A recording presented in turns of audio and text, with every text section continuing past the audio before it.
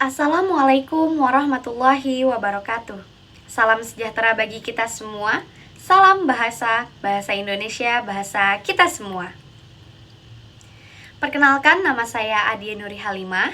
Saya berusia 19 tahun, berasal dari Bogor, Jawa Barat. Dan saat ini saya merupakan mahasiswa aktif dari Universitas Negeri Jakarta, Fakultas Ekonomi dan Bisnis, jurusan Akuntansi Sektor Publik. Hari ini, sebagai Duta Bahasa Indonesia, saya diberi kehormatan untuk berbicara tentang suatu isu yang sangat dekat dengan kehidupan kita sehari-hari, khususnya bagi generasi muda.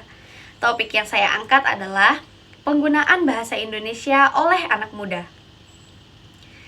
Saudara-saudara sebangsa dan setanah air, bahasa Indonesia adalah bahasa pemersatu bangsa. Ia bukan hanya alat komunikasi, melainkan juga simbol identitas nasional. Namun, di tengah derasnya arus globalisasi dan pengaruh budaya luar, kita melihat adanya pergeseran cara anak muda menggunakan bahasa Indonesia, baik dalam komunikasi sehari-hari, di media sosial, bahkan di lingkungan akademik. Pertanyaannya, apakah ini sesuatu yang wajar?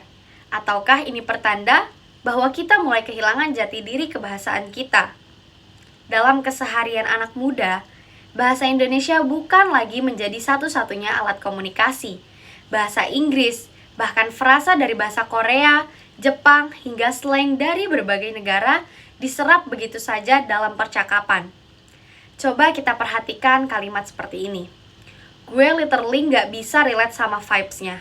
Atau, lo tuh gaslighting deh, sadar gak sih? Jika kita telaah, kalimat-kalimat itu sudah jauh dari kaidah bahasa Indonesia yang baik dan benar. Memang, gaya bahasa seperti ini dianggap keren dan kekinian di kalangan kita.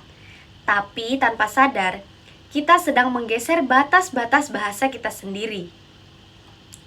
Masalah-masalah yang muncul dari fenomena ini bisa kita kelompokkan dalam beberapa aspek. Yang pertama, bahasa campuran yang tidak terkontrol.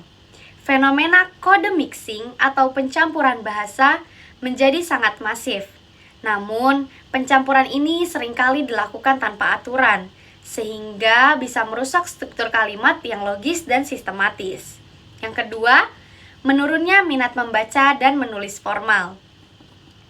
Anak muda kini lebih terbiasa menulis singkatan, akronim, bahkan simbol dalam berkomunikasi.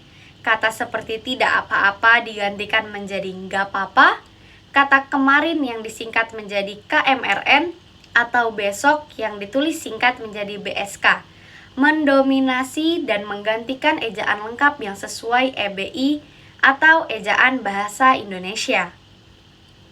Yang ketiga, minimnya kesadaran budaya bahasa. Bahasa Indonesia bukan sekedar alat komunikasi, tapi juga bagian dari warisan budaya. Ketika anak muda merasa gengsi atau malu menggunakan bahasa Indonesia yang baik, ini menandakan ada masalah dalam kebanggaan berbahasa.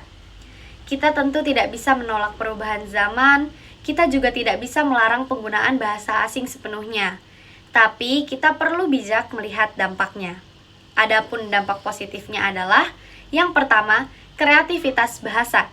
Anak muda mampu menciptakan istilah-istilah baru yang unik dan menarik. Dan yang kedua, adaptasi global.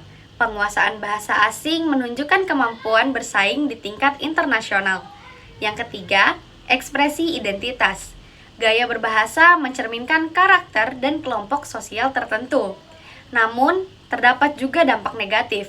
Yang pertama, penurunan kualitas komunikasi formal dalam pendidikan dan dunia kerja. Yang kedua, tergesernya peran bahasa Indonesia sebagai pemersatu. Yang ketiga, resiko kehilangan makna budaya dalam kata-kata lokal. Yang keempat, miskomunikasi antar generasi, seperti orang tua yang sulit memahami bahasa anak-anaknya. Jika tren ini terus berkembang tanpa pengawasan, dalam beberapa dekade ke depan, bahasa Indonesia mungkin akan berubah secara drastis. Kata-kata klasik dan kiasan khas Nusantara bisa menghilang, digantikan oleh istilah-istilah global yang kurang mencerminkan nilai dan budaya kita. Saudara-saudara, bahasa Indonesia adalah bahasa resmi negara. Namun, pelestarian dan penggunaannya tidak bisa hanya diserahkan kepada pemerintah saja. Kita semua sebagai bangsa Indonesia punya tanggung jawab. Apa yang bisa dilakukan oleh pemerintah? Yang pertama, membuat regulasi yang lebih tegas terhadap penggunaan bahasa asing di ruang publik, termasuk iklan, siaran televisi, dan media sosial. Yang kedua, mendorong konten kreatif berbahasa Indonesia, misalnya melalui lomba vlog, komik digital, hingga e-sport dalam bahasa Indonesia. Yang ketiga, meningkatkan kualitas pengajaran bahasa Indonesia agar tidak monoton dan membosankan. Selain pemerintah, kita sebagai masyarakat juga perlu ikut andil. Pertama adalah orang tua. Orang tua harus menjadi contoh dalam penggunaan bahasa. Dan sekolah, kampus harus aktif dalam membina kecintaan berbahasa. Lalu ada komunitas kreatif yang perlu menciptakan karya dengan bahasa Indonesia yang menarik dan relevan. Sebagai duta bahasa Indonesia, saya di sini tidak hanya untuk menyampaikan gagasan, tetapi juga ingin bertindak, dan berikut beberapa program yang akan saya lakukan. Yang pertama, #bicara baik dalam kampanye digital. Saya akan menginisiasi kampanye digital di media sosial yang mengajak anak muda menggunakan bahasa Indonesia yang baik, sopan, dan kreatif. Yang kedua, podcast bahasa. Program mingguan di mana saya mengulas fenomena bahasa kekinian, lalu membandingkannya dengan padanan bahasa Indonesia, tetap menarik, santai, tapi juga edukatif. Yang ketiga, kelas daring bahasa kreatif. Mengadakan workshop, menulis puisi cerita pendek, dan opini dengan bahasa Indonesia yang ekspresif, tapi tetap sesuai dengan kaidah. Yang keempat, berkolaborasi dengan influencer. Mengajak para influencer untuk menciptakan tantangan-tantangan lucu dan edukatif, seperti tantangan sehari penuh berbahasa Indonesia.